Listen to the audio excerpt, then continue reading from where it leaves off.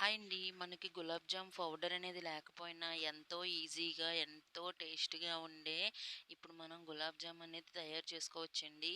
మనకి ఇంట్లో Marie Gold biscuits and milk powder ఉంటే చాలండి. మనం అప్పటికప్పుడు ఒక 10 మినిట్స్‌లో అయితే ఇలా చక్కగా ఎంతో టేస్టీగా ఉండే గులాబ్ జామ్ అయితే తయారు చేసుకోవచ్చు.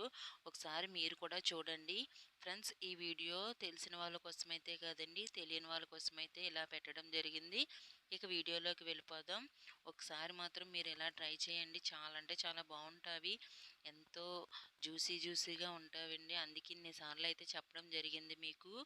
చూడండి ఫ్రెండ్స్, లోన కూడా ఎంత బాగుందో, ఎంత సాఫ్ట్గా ఉందో చూసారు కదా. టేస్ట్ కూడా అంతే బాగుంటుందండి. సేమ్ మన గులాబ్ జామ్లోనే ఉంటుంది. ఇప్పుడు వీడియో చూద్దాం ఏంటో. ముందుగా ఇలా మిక్సీ గిన్నెలో ఇలా మ్యారీగోల్డ్ బిస్కెట్స్ అనేవి వేసుకొని చక్కగా మెత్తగా పౌడర్ చేసుకోవాలండి.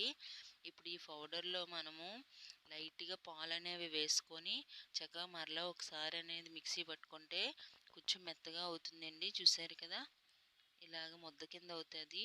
ఇప్పుడు ఇందులో మనము మిల్క్ పౌడర్ అనేది వేసుకోవాలండి. ఇలా నేను మిల్క్ పౌడర్ అనేది వేసుకున్నాను.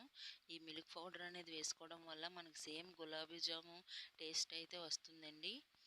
ఇలా వేసుకొని చక్కగా లైట్గా వంట సోడా అనేది వేసుకొని ఇప్పుడు కొన్ని పాలు అనేవి వేసుకొని నాకు ఈ మేగడ ఇది కొంచెం పడడం వల్ల కొంచెం పిండి అనేది కొంచెం ఇలా జారుడుగా అయింది. అందుకని ఇందులో ఇంకొంచెం మిల్క్ పౌడర్ అనేది కలుపుకున్నాను. తర్వాత మనము ఇంకొంచెం సాఫ్ట్గా ఉండడం కోసం మైదా పిండి అనేది ఒక 2-3 స్పూన్లు వేసుకున్నానండి. ఇప్పుడు ఇది బాగా చపాతీ ముద్దలా కలుపుకోవాలండి. మనము గులాబ్ జాము ముద్ద ఎలా కలుపుకుంటామో అలా కలుపుకోవాలన్నమాట. ఇలా చక్కగా మొత్తం అంతా బాగా కలిసేటట్టు చాలా సాఫ్ట్గా కలుపుకోవాలండి. అప్పుడైతే మనకి చాలా సాఫ్ట్గా వస్తాయి గులాబ్ జాములు అనేవి. చూసారు కదా. చివర్లో ఒక స్పూను నెయ్యి అనేది వేసుకొని ఇలా మరలా కలుపుకొని ఒక నిమిషం పాటు పక్కన పెట్టేయండి. ఈలోపు మనము షుగర్ సిరప్ అనేది తయారు చేసుకుందాము.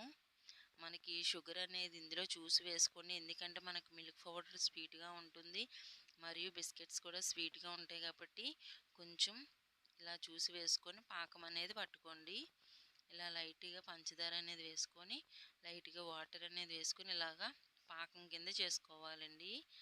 ఇప్పుడు ఇందులో మనము ఇలాచి పొడి అనేది వేసుకోవాలన్నమాట. ఈ పాకం అయ్యాక మనకి మరీ తీగ పాకం అలా రానవసరం లేదండి. కొంచెం పాకం అనేది జిగురుగా ఉంటే సరిపోతుంది. ఈ లోపు మనం ఇంకొక పొయ్యి మీద ఇలాగ ఆయిల్ అనేది పెట్టుకొని హీట్ చేసుకుందాం. ఇప్పుడు ఇందులో ఇలాచి పొడి అనేది వేసుకున్నాను. ఇప్పుడు మనం ముందుగా పెట్టుకున్న ఈ మిశ్రమాన్ని అయితే ఇలా చిన్న చిన్న ఉండల్లా చేసుకోవాలండి, గులాబ్ జామ్ లాగా. చూసారు కదా, ఇలా అన్నీ చేసుకొని చక్కగా ఇప్పుడు ఈ ఆయిల్ కూడా బాగా హీట్ అయింది కదా. ఇప్పుడు ఇలాగ ఒక్కొక్కటి వేసుకొని బ్రౌన్ కలర్ వచ్చేంత వరకు బాగా వేయించుకోవాలండి.